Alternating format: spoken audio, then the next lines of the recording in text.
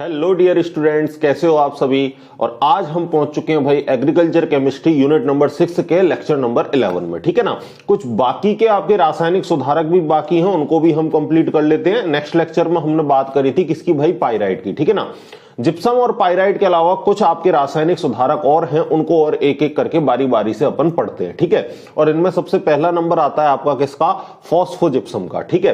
अब फॉस्फोजिप्सम है क्या, इसकी डेफिनेशन देख लो एक बार। फॉस्फोरिक अम्ल निर्मित करने वाले कारखानों से काफी जिप्सम उप उत्पाद के रूप में मिलता है। यानी जब फॉस्फोरिक अम्ल का हमने निर्माण करते हैं तो फॉस्फोरिक अम्ल के निर्माण के प्रक्रम में हमें जो साइड प्रोडक्ट मिलता है वो काफी मात्रा में हमें जो साइड प्रोडक्ट मिलता है वो कौन सा मिलता है भाई, जिप्सम मिलता है। ठीक है ना। जिप्सम का फॉर्मूला मैंने आपको बता रखा है, क्या होता है, CaSO4.2H2O। ठीक है ना। तो जो फॉस्फोरिक अम्ल के निर्माण में जो आपको साइड प्रोडक्ट के तौर पर जिप्सम प्राप्त होता है, इसी जिप्सम को अपन क्या बोलते हैं, फॉस्फोरिक जिप्सम। क्या बोलते हैं अपन इसको, फॉस्फोरिक जिप्सम। समझ गए आप। तो कोई आपसे पूछ ले फॉस्फोरिक जिप्सम क्या है, तो आप कहोगे कि कारखानों में जब फॉस्फोरिक अम्ल का निर्माण किया जाता है तो सह उत्पाद के तौर पर हमको जिप्सम प्राप्त होता है, जिसे हम फॉस्फोजिप्सम कहते हैं। ठीक है। चलो आगे चलते हैं। नेक्स्ट बात देखो, फॉस्फोजिप्सम सल्फर तथा कैल्शियम का एक महत्वपूर्ण स्रोत है। ठीक है ना।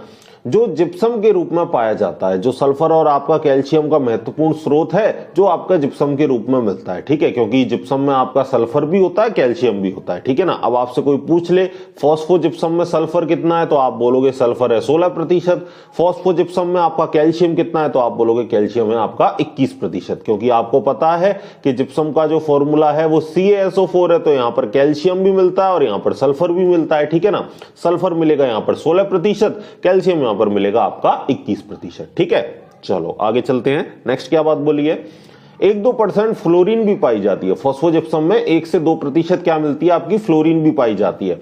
फ्लोरीन अगर आवश्यकता से अधिक हो तो ये फसलों पर अपना विपरीत प्रभाव, विषैला प्रभाव छोड़ेगी। ठीक है ना। यानी 1-2% से तक तो बात ठीक है, लेकिन जैसे ही 1-2% से अगर ज्यादा आपकी फ्लोरीन हुई, आवश्यकता से अधिक आपकी फ्लोरीन हुई, तो ये आपके फसलों पर कैसा प्रभाव डालेगी, विषैला प्रभाव डालेगी, कुप्रभाव डालेगी। ठीक है। आगे देखो, अतः फॉस्फोजिप्सम में फ्लोरीन की मात्रा ज्ञात करके ही इसका प्रयोग करना चाहिए।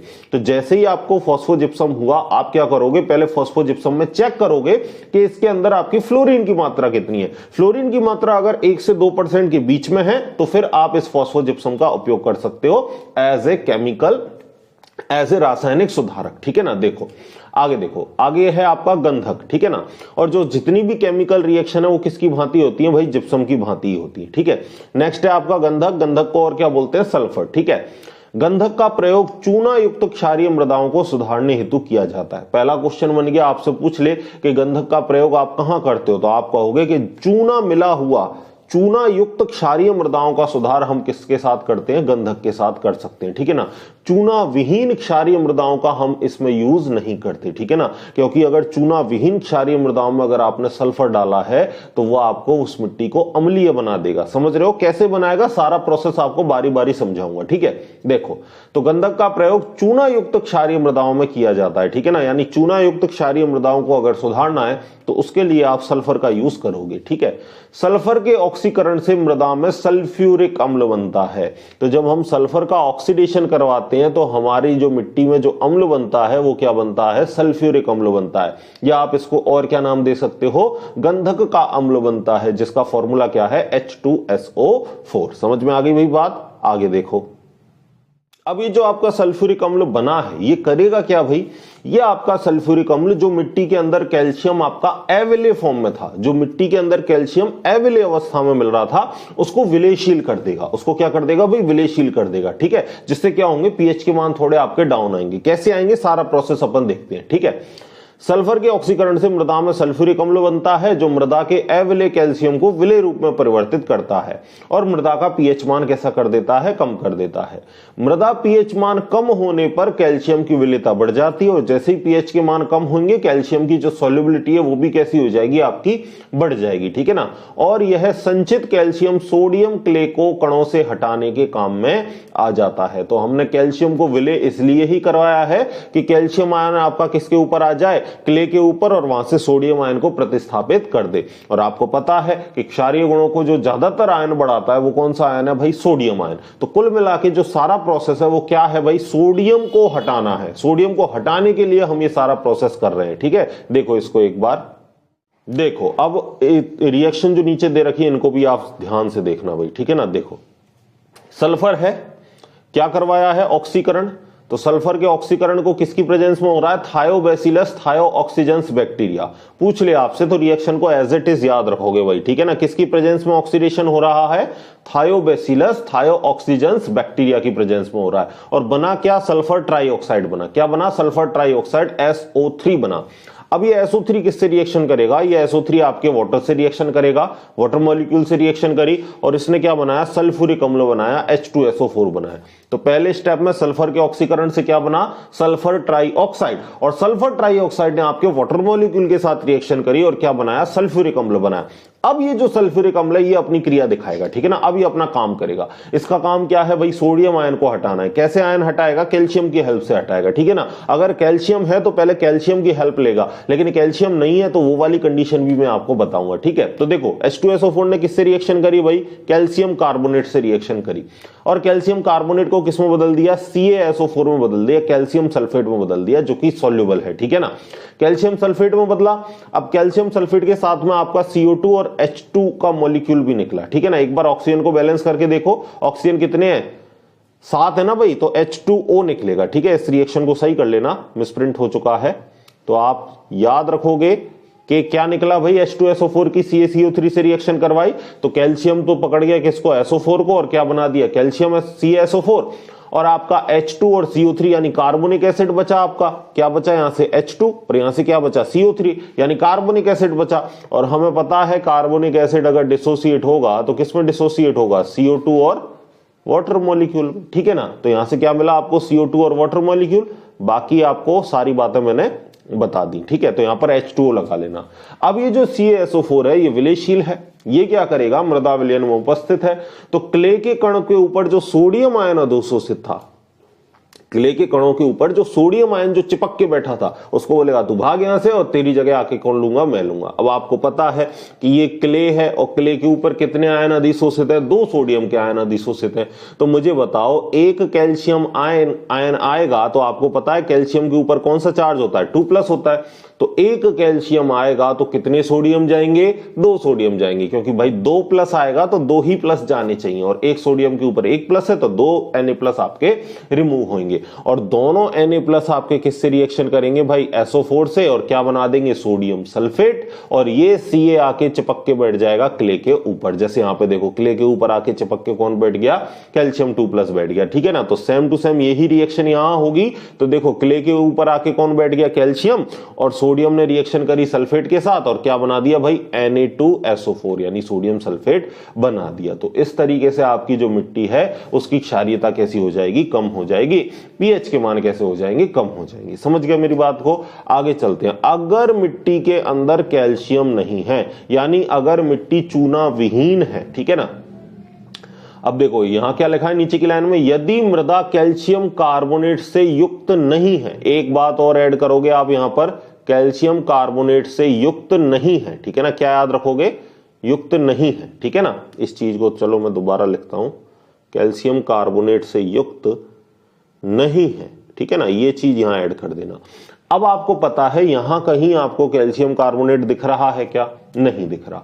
तो अब इस कंडीशन में अगर आपने गंधक डाला है तो गंधक तो क्या करेगा भाई, सल्फ्यूरिक अम्ल बनाएगा। अब यहां पे सल्फ्यूरिक अम्ल में आपको पता है 2 H+ आयन है आपके पास में, है ना भाई, 2 H+ आयन है और एक सल्फेट आयन है हमारे पास में SO4 2-।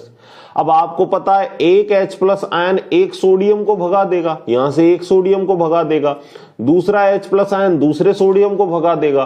तो यहां से 2 H+ आयन जाके चिपक के बैठ जाते हैं क्ले के ऊपर और दोनों सोडियम को यहां से हटाया और दोनों सोडियम किससे रिएक्शन करेंगे, SO4 से, और उसी तरीके से क्या बना देंगे, सोडियम सल्फेट बना देंगे। तो देखो इन्होंने सोडियम आयन को तो हटा दिया, ठीक है भाई, सोडियम आयन को तो हटा दिया, लेकिन इसकी जगह आके चिपक के कौन बैठा? आप कहोगे कि सर H+ आयन इधर चिपक के बैठ गया। और आपको पता है कि H+ आयन क्या बढ़ाता है भाई? अम्लीयता को बढ़ाता है। तो कहने का मतलब हमारे लिए तो वही हालत हो गई कि आसमान से गिरा खजूर पे अटका। पहले तो हमने क्या किया भाई? क्षारीय मिट्टी को सुधारा। अब सुधारने के लिए हमने जो उसमें केमिकल मिलाया उसने मिट्टी को इतना सुधार दिया कि उसको अम्लीय कर दिया। तो ये तो हमारे लिए दुगनी मुसीबत हो गई। तो पहले तो क्षारीय मिट्टी का सुधार किया, फिर अम्लीय मिट्टी का सुधार करेंगे, तो सारा जो पैसा है वो खेत को सुधारने में ही चला जाएगा। ठीक है ना? तो अगर आपके खेत के अंदर चूना नहीं है, यानी जो आपकी मिट्टी क्षारीय है वो चूना विहीन अगर आपकी क्षारीय मृदा है, तो वहां पर आप सल्फर का यूज नहीं करोगे, वहां पर आप सल्फ्यूरिक अम्ल का यूज नहीं करोगे, वरना वो क्या कर देगी? वरना वो मिट्टी को अम्लीय बना देगी। ठीक है ना? तो फिर आपको दोबारा अम्लीय मिट्टी का सुधार करना पड़ेगा, जो कि समझदारी वाला काम बिल्कुल कतई नहीं है। समझ गए मेरी बात को? आगे चलते हैं। गंधक का अम्ल, और गंधक का अम्ल मैं आपको बता चुका हूं क्या है, सल्फ्यूरिक अम्ल। तो देखो सारी रिएक्शन वही होगी जो अभी हमने पढ़ी है, सल्फ्यूरिक अम्ल की ही तो रिएक्शन पढ़ी है, तो सारी रिएक्शन वही होगी। ठीक है ना? पढ़ लेते हैं एक बार स्टेंजा को। इसे रसायन में सल्फ्यूरिक अम्ल कहते हैं, जिसका फॉर्मूला है H2SO4। गंधक के अम्ल का प्रयोग चूना युक्त क्षारीय मृदाओं को सुधारने हेतु प्रभावी रूप से किया जा सकता है। समझ गए? तो क्वेश्चन बन सकता है कि सल्फ्यूरिक अम्ल का यूज किन क्षारीय मृदाओं में करते हो या किसको सुधारने हेतु करते हो? तो आप कहोगे चूना युक्त क्षारीय मृदाओं का सुधार किसके द्वारा किया जाता है? गंधक या गंधक के अम्ल द्वारा किया जाता है। ठीक है? लेकिन निम्न कारणों से इसका प्रयोग सीमित मात्रा में करते हैं। ठीक है ना? इसका प्रयोग ज्यादा आपका विस्तृत रेंज में नहीं होता, एक सीमित मात्रा में होता है। इसके कुछ कारण है। सबसे पहला कारण तो यह है भाई कि ये क्या है? बहुत महंगा है। सल्फ्यूरिक अम्ल आपका महंगा होता है, तो आप बड़े खेत में इसका ज्यादा मात्रा में यूज इसका आप नहीं कर सकते। दूसरी अगर मैं आपको बात बताऊं तो यह अत्यंत दाहक अम्ल होता है। दाहक का मतलब जलाने वाला होता है। ठीक है ना? अगर कपड़ों पे गिर जाएगा तो कपड़ों को जला देगा, इवन आपके हाथ पे गिर जाएगा तो आपके हाथ को भी जला देगा। ठीक है? यानी त्वचा को भी जला सकता है ये, और आपके कपड़ों पर गिर जाए तो कपड़ों को भी जला सकता है। तो एक प्रयोग में लाने के लिए क्या है, एक थोड़ी सी मुसीबत रहती है कि इसका प्रयोग आसानी पूर्वक कैसे करें। ठीक है? दूसरी बात, जब इसको डाइल्यूट करते हैं ना, तब भी प्रोसेस भाई बहुत सावधानी से करते हैं। आप ऐसे नहीं कर सकते कि आपने कंसंट्रेट H2SO4 लिया और उसमें आपने एक मग्गा पानी मिला के डाइल्यूट कर दिया, ब्लास्ट हो जाएगा, फट जाएगा तुरंत। बहुत ही ज्यादा दाहक है। क्या बोल रहा हूं मैं? जब इसको डाइल्यूट भी करते हैं ना, तो डाइल्यूट का प्रोसेस भी इसका भाई धीमे धीमे इसमें पानी डालते हैं, पानी बिल्कुल ठंडा लेते हैं, बिल्कुल कोल्ड पानी लेते हो, और आप क्या करते हो? बूंद बूंद करके, ड्रॉपर से बूंद बूंद करके आप सल्फ्यूरिक अम्लों में पानी डालते हो। नहीं तो अगर आप एक साथ पानी डाल दोगे तो ब्लास्ट होगा भाई वहां पे। समझ गए ना? तो डाइल्यूट का प्रोसेस करने का भी इसका मतलब बहुत सावधानी पूर्वक आप इसको प्रयोग में लोगे। तो इस तरीके से ये आपका महंगा भी है, प्रयोग करने में भी आसान नहीं है। तो इस वजह से इसका प्रयोग है जो सीमित मात्रा में करते हैं, विस्तृत रेंज में इसका प्रयोग नहीं किया जाता। बात आ गई समझ में? चलो अब नेक्स्ट रासायनिक सुधारक पर चलते हैं।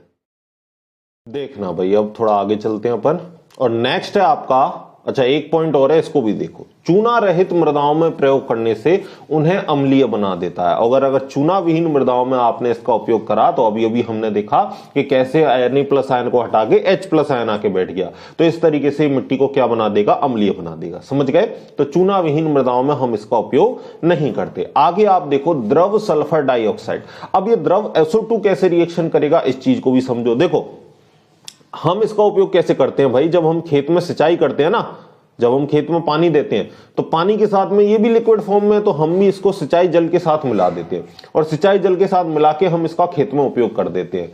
अब ये जो SO2 है ना, ये SO2 भी क्या है? आपका सल्फ्यूरिक अम्ल बनाता है। कैसे बनाता है? कि SO2 को आपने किसमें मिलाया? पानी में। तो पहले ये जो आपकी सल्फर डाइऑक्साइड है, ये पानी के साथ रिएक्शन करके क्या बनाएगी? पानी के साथ रिएक्शन करके ये बनाएगी सल्फ्यूरस अम्ल। ठीक है ना? H2SO3, क्या बोला मैंने? सल्फ्यूरस अम्ल बनाया। ठीक है ना? जिसमें ऑक्सीजन 3 हो तो सल्फ्यूरस अम्ल है। कुल मिला के ऑक्सीकरण अंक से रिलेटेड होता है। आप इतना समझो कि अगर SO3 है तो आपका सल्फ्यूरस अम्ल है, लेकिन जब आपका H2SO4 है तो वो कैसा है? सल्फ्यूरिक अम्ल है। तो ज्यादा ऑक्सीजन इक लगाओगे, कम मिले तो अस लगाओगे। ठीक है? अब देखो ये जो सल्फ्यूरस अम्ल बना है ये ही ऑक्सीकृत होकर क्या बनाता है, सल्फ्यूरिक अम्ल बनाता है। और हमें पता है कि अगर सल्फ्यूरिक अम्ल बनेगा तो सल्फ्यूरिक अम्ल क्या करता है भाई कि Na+ आयन को हटाता है और उसकी जगह किसको बिठाता है, कैल्शियम आयन को। अगर कैल्शियम मिट्टी के अंदर है तो, और अगर मिट्टी के अंदर कैल्शियम नहीं है तो मिट्टी को अम्लीय बना देगा। Na+ आयन को हटा के उसके ऊपर कौन से आयन आ जाएंगे, H+ आयन आ जाएंगे। यही सारी बात है। फिर भी एक बार आप पैराग्राफ को पढ़ लो, ठीक है। क्या बोला है इन्होंने कि सिंचाई जल के साथ इसका उपयोग करते हैं। यह जल के साथ सल्फ्यूरस अम्ल बनाता है। फॉर्मूला आपको दे रखा है H2SO3। याद रहे सल्फ्यूरस अम्ल का आपसे फॉर्मूला पूछ ले तो SO3 लिखोगे, सल्फ्यूरिक अम्ल का आपसे फॉर्मूला पूछ ले H2SO4 बोलोगे, ठीक है। इसकी अभिक्रिया मृदा में सल्फ्यूरिक अम्ल की भांति ही होती है और इसकी सारी रिएक्शन जो है वो मिट्टी के अंदर कैसी होगी, जैसे हमने सल्फ्यूरिक अम्ल की अभी रिएक्शन पढ़ी है उसी तरीके से बाकी रिएक्शन भी होती है, ठीक है। अगला देखो भाई, अगला क्या है, कैल्शियम क्लोराइड, ठीक है। कैल्शियम क्लोराइड क्या है, इसके द्वारा भी आप किसको सुधारते हो, इसके द्वारा भी आप सुधारते हो भाई क्षारीय मिट्टियों का, आप इसके द्वारा सुधार करते हो, ठीक है। लेकिन यह जिप्सम की अपेक्षा काफी महंगा होता है। तो क्षारीय मृदाओं के सुधार करने के लिए कैल्शियम क्लोराइड का उपयोग सामान्यतः सीमित मात्रा में करते हो, क्योंकि ये कैसा है भाई, महंगा उर्वरक है, ठीक है ना। आप कह सकते हो महंगा रासायनिक क्या है, मृदा सुधारक है। समझ में आ गई बात, ठीक है भाई। देखो आगे चलते हैं। अगला देखना भाई, चूना पत्थर, ठीक है ना, लाइमस्टोन, ठीक है, जिसको लाइमस्टोन बोलते हो। आपसे फॉर्मूला पूछ ले, चूना पत्थर का फॉर्मूला क्या है, कैल्शियम कार्बोनेट CaCO3, ठीक है। तो CaCO3 को ही क्या बोलते हैं भाई, अपन चूना पत्थर बोलते हैं, ठीक है। याद रखना इस चीज को। आगे क्या बोला है हमने कि 7.5 से कम पीएच वाली मृदाओं में इसका उपयोग करते हैं, ठीक है। तो अगर 7.5 से कम पीएच है तो आप इसका यूज करोगे। इससे ज्यादा पीएच पर यह कैसा होता है, अघुलनशील होता है, यानी पानी में घुलता ही नहीं। अगर पीएच की मान 7.5 से कम है या 7.5 है तो ये मिट्टी के अंदर विलेयशील होगा, उस कंडीशन में आप इसका यूज करोगे। और अगर पीएच के मान ज्यादा है तो आप इसका यूज नहीं करोगे, क्योंकि ये कैसा रहता है, अविलेयशील रहता है, ठीक है। इस पीएच पर यह अधिक विलेय रहता है और इससे अधिक पीएच पर अविलेय हो जाता है।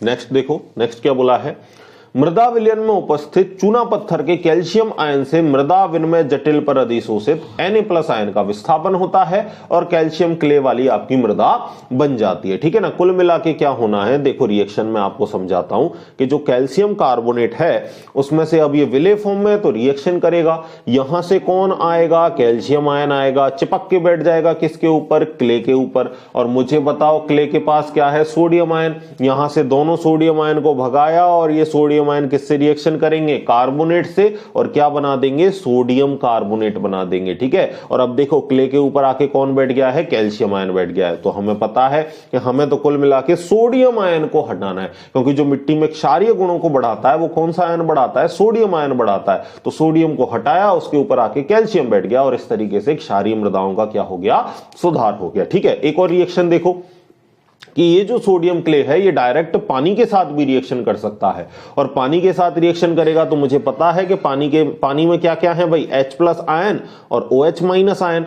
अब मुझे पता है कि Na+ की जगह तो आके चिपक के बैठ जाएगा कौन, H+ आयन। अब यहां से ये जो आपका सोडियम है, ये सोडियम मुझे बताओ किससे रिएक्शन करेगा, OH- से, और क्या बना देगा, NaOH बना देगा, ठीक है। तो साफ साफ देखो, आपको साफ साफ रिएक्शन में दिख रहा है कि जो Na है उसने OH- से रिएक्शन करके NaOH बना दिया, और NaOH बनाने के साथ साथ में जो H+ आयन आपका था वो क्ले के ऊपर जाके चिपक के बैठ गया। लेकिन अगर ऐसा होगा तो मिट्टी अम्लीय हो जाएगी। लेकिन आपकी मिट्टी के अंदर क्या है, चूना, तो वो आपके जो क्ले के ऊपर जो H+ आयन अधिशोषित था उससे कौन रिएक्शन करेगा, चूना रिएक्शन करेगा। और आपको पता है एक कैल्शियम आयन कितना होता है, 2+ चार्ज होता है। तो यहां से दोनों H+ आयनों को हटा देगा। ये दोनों H+ आयन किससे रिएक्शन करेंगे, CO3 से, और क्या बनाएंगे, H2CO3 बनाएंगे। और H2CO3 हमको पता है किसमें डिसोसिएट होता है, CO2 और H2O में, ठीक है। यहां ऑक्सीजन भी लिखोगे, CO2 और H2O, ठीक है। देखना भाई इसको एक बार, समझ में आ गई बात, तो कहने का मतलब क्या हुआ कि H प्लस आयन हटे और यहां से CO3 से रिएक्शन करी, CO2 और H2O में कन्वर्ट हुए और क्ले के ऊपर कौन आयन आके चिपक गया, कैल्शियम आयन आके क्ले के ऊपर चिपक गया। तो एंड में देखो सोडियम आयन हटा और ऊपर आके कौन चिपक गया, कैल्शियम आयन। और इस तरीके से आपकी क्षारीय मिट्टियों का क्या हो गया, सुधार हो गया। ठीक है, आई थिंक आपको बढ़िया से बात समझ में आ गई। अगर चैप्टर समझ में आ रहा है तो कमेंट बॉक्स में करके बताओ, बढ़िया सा कमेंट लिखो। ठीक है ना, अगर आपको बढ़िया से सारी चीजें एक एक करके समझ में आ रही हैं तो ठीक है। चलो आगे चलते हैं। नेक्स्ट देखना भाई, नेक्स्ट है आपका कैल्शियम पॉलीसल्फाइड। क्या है, कैल्शियम पॉलीसल्फाइड। ठीक है ना, इसका फॉर्मूला आपसे पूछ ले तो याद रखना CaS5। इसका क्या है फॉर्मूला, कैल्शियम पॉलीसल्फाइड का। ठीक है, इससे भी क्या करते हैं, मिट्टी की क्षारकता दूर करते हैं और इसके प्रयोग से भी क्या बनता है, सल्फ्यूरिक अम्ल बनता है। और सल्फ्यूरिक अम्ल बनेगा तो हमें पता है किस तरीके से रिएक्शन होगी, यानी इसका प्रयोग भी हम वहीं करेंगे जहां चूना युक्त आपकी क्षारीय मिट्टी हो। ठीक है, तो देखो कैल्शियम जो आपका पॉलीसल्फाइड है ये किससे रिएक्शन करता है, पहले O2 और H2O से रिएक्शन करता है और किस में परिवर्तित होता है, कैल्शियम सल्फेट में और सल्फ्यूरिक अम्ल में परिवर्तित होता है। अब सल्फ्यूरिक अम्ल किस तरीके से रिएक्शन करता है हमें पता है, पहले हम पढ़ चुके हैं। तो कैल्शियम कार्बोनेट से सल्फ्यूरिक एसिड ने रिएक्शन करी और इसको विलेयशील कैल्शियम सल्फेट में बदल देगा और कैल्शियम सल्फेट में बदलते ही आपका कार्बोनिक एसिड भी बनेगा जो H2O और CO2 में डिसोसिएट होगा। अब ये जो कैल्शियम सल्फेट है ये रिएक्शन करेगा किससे, सोडियम क्ले के साथ, और सोडियम आयन को यहां से भगाएगा और कैल्शियम आयन आके चिपक के इसके ऊपर बैठ जाएगा। दोनों सोडियम किससे रिएक्शन करेंगे, SO4 से, और क्या बना देंगे, Na2SO4 यानी सोडियम सल्फेट बना देंगे और सोडियम आयन को हटा के उसके ऊपर आयन आके चिपक के बैठ जाएगा कौन सा, कैल्शियम Ca2+। ठीक है, देख लो भाई इसको भी एक बार। आ गया तो भाई आसानी से समझ में, कोई ऐसी दिक्कत वाली बात है नहीं। अब 10वां और देखो भाई, 10वां क्या है, फेरस सल्फेट। फॉर्मूला आपसे पूछ ले बता देना, FeSO4 साथ में क्या है 0.7H2O, किसका, फेरस सल्फेट का। ठीक है, अब यह अम्लीय लवण है, ये कैसा है भाई, एक एसिडिक सॉल्ट है और इससे भी क्या बनता है, सल्फ्यूरिक अम्ल। साफ साफ दे रखा है, इससे भी क्या बन रहा है, सल्फ्यूरिक अम्ल। और सल्फ्यूरिक अम्ल कैसे रिएक्शन करता है हमें पता है। ठीक है, तथा अविलेय हाइड्रोक्साइड भी बनता है। सल्फ्यूरिक अम्ल की भांति ही क्रिया करके ये मिट्टी को सुधारता है, यानी फेरस सल्फेट का भी उपयोग हम वहां करेंगे जहां आपकी चूना युक्त क्षारीय मिट्टी हो, और चूना विहीन में अगर इसका उपयोग कर दिया तो ये कैसी बना देगा भाई, अम्लीय बना देगा मिट्टी को। ठीक है, तो देखो पहले FeSO4 ने वाटर मॉलिक्यूल के साथ रिएक्शन करी, एक तो हाइड्रोक्साइड बनाया इसने आयरन का और साथ में क्या बनाया, सल्फ्यूरिक अम्ल बनाया। और सल्फ्यूरिक अम्ल कैसे रिएक्शन करेगा हमें पता है, कैल्शियम कार्बोनेट के साथ रिएक्शन करी, कैल्शियम सल्फेट बनाया, H2O बनाया, CO2 बनाया, CO2 गैस रिलीज हो जाएगी। ठीक है ना, अब ये CaSO4 विलियशील फॉर्म में ये रिएक्शन कर सकता है, यहां से सोडियम आयन को भगा के कौन चिपक के बैठ जाएगा, कैल्शियम आयन। सोडियम किससे रिएक्शन करेंगे, SO4 से, और क्या बना देंगे, Na2SO4 यानी क्या बना देंगे भाई, सोडियम सल्फेट बना देंगे। और आपको पता है कि अब सोडियम को हटा के कैल्शियम आयन आके चिपक के बैठ गया तो हमारी मिट्टी है वो क्षारीय मिट्टी का सुधार हो गया, pH के मान कैसे हो जाएंगे, कम हो जाएंगे। बात समझ में आ गई। ठीक है भाई, तो आपके एक और बचा है भैया आपका फेरस सल्फेट के अलावा आपका एक 11वें नंबर का आप इसको डाल लेना, और 11वें नंबर में आपको बचा है कौन सा, एल्यूमिनियम सल्फेट। ठीक है, इसको भी अपन देखते हैं, थोड़ा इसको छोटा कर लेते हैं जिससे पूरा अपन को साफ साफ दिख जाए। ठीक है, एल्यूमिनियम सल्फेट क्या है भाई, एल्यूमिनियम सल्फेट। ठीक है, अब ये किस तरीके से रिएक्शन करेगा इसको भी देख लो। तो यह भी एक अम्लीय लवण है, आपसे बोल दे कोई अम्लीय लवण के दो उदाहरण दीजिए तो आपका हो गया एक तो आयरन फेरस सल्फेट हो गया और आपका एक ये एल्यूमिनियम सल्फेट हो गया। फॉर्मूला क्या है, Al2SO4 का होल थ्राइस 0.18H2, किसका फॉर्मूला, एल्यूमिनियम सल्फेट का। तो ये भी कैसा एक लवण है, अम्लीय लवण है। ठीक है ना, और फेरस सल्फेट की भांति क्रिया करके H2SO4 का निर्माण करता है। तो मेन बात समझ में आ गई हमको कि ये भी सल्फ्यूरिक अम्ल बनाएगा। अब ये भी सल्फ्यूरिक अम्ल बना रहा है तो हमें पता है इसका भी उपयोग कहां करना है हमको, जहां मिट्टी में चूना हो, यानी चूना युक्त क्षारीय मिट्टी में हम इसका उपयोग करेंगे। ठीक है, अब देखो कैसे रिएक्शन करेगा। पहले इसने वाटर मॉलिक्यूल के साथ रिएक्शन करी, एक तो इसने एल्यूमिनियम हाइड्रोक्साइड बनाया और साथ में क्या बनाया, सल्फ्यूरिक एसिड के मॉलिक्यूल बनाए। ठीक है ना, और हमें पता है कि जैसे ही सल्फ्यूरिक एसिड आ गया तो सल्फ्यूरिक एसिड कैसे रिएक्शन करेगा, कैल्शियम कार्बोनेट से, और कैल्शियम कार्बोनेट जो अविलेयशील था उसको विलेयशील कैल्शियम सल्फेट में बदला और कैल्शियम सल्फेट के साथ में H2O और CO2 का मॉलिक्यूल भी बना। अब ये कैल्शियम सल्फेट का मॉलिक्यूल रिएक्शन करेगा, सोडियम को भगाएगा, सोडियम को भगा के इसके ऊपर चिपक के बैठ जाएगा कैल्शियम आयन। सोडियम किससे रिएक्शन रिएक्शन करेंगे, SO4 से सल्फेट आयन से, और क्या बना देंगे, सोडियम सल्फेट, और क्ले के ऊपर आके बैठ गया कौन सा आयन, कैल्शियम आयन। तो देखो 2-3 रिएक्शन याद करने से कितने सारे स्टेप में वही रिएक्शन आपकी रिपीट हुई है। तो रिएक्शन मस्ट याद करनी है, ठीक है ना, कोई सी भी पूछी जा सकती है, आसानी से याद हो जाएंगी, कोई आपकी इतनी बड़ी बात नहीं है, कोई आपका रॉकेट साइंस नहीं है, बढ़िया से याद कर लोगे। जितना रिवीजन करोगे ना, पढ़ने के अलावा जो मेन जो चीज है सबसे, वो है रिवीजन। रिवीजन बार बार जितनी बार कर सकते हो ना भाई, उतनी बार रिवीजन करो। रिवीजन ही है जो आपको एग्जाम के अंदर 100 में से 100 दिलाएगा, क्योंकि जिस बच्चे ने जितनी बार रिवीजन कर रखा है उसको वो टॉपिक बिल्कुल उसकी नसों में पहुंच चुका है भाई, उसको बिल्कुल कहीं कोई दिक्कत आने वाली बात नहीं है। आप देखते हो ना, पत्थर पे लगातार बूंद पड़ती जाए पड़ती जाए पड़ती जाए, तो क्या होगा, एक टाइम पर आके वो पत्थर भी क्या है, टूट जाएगा, ठीक है ना। आप वैसे देखोगे तो पानी की बूंद का पत्थर के आगे कोई अस्तित्व नहीं है, पत्थर कितना स्ट्रॉन्ग है, पानी की बूंद तो बिल्कुल कमजोर है भाई, डालते ही बिखर जाएगी। लेकिन कंटिन्यूअस अगर एक ही जगह पर एक ही पॉइंट पर बार बार पड़ती रहे, तो वो जो पानी की बूंद है वो पत्थर के भी टुकड़े कर सकती है। तो आप अगर किसी एक ही चीज का बार बार लगातार अगर रिवीजन कर रहे हो, तो आपको सफलता लेने से कोई रोक नहीं सकता, ठीक है। तो बस इसी तरह पढ़ते रहिए, दबा के मेहनत कीजिए, मेहनत का कोई सब्स्टिट्यूट नहीं है। मिलते हैं इसी तरह के से नेक्स्ट लेक्चर में, तब तक पढ़ते रहिए, खुश रहिए, धन्यवाद।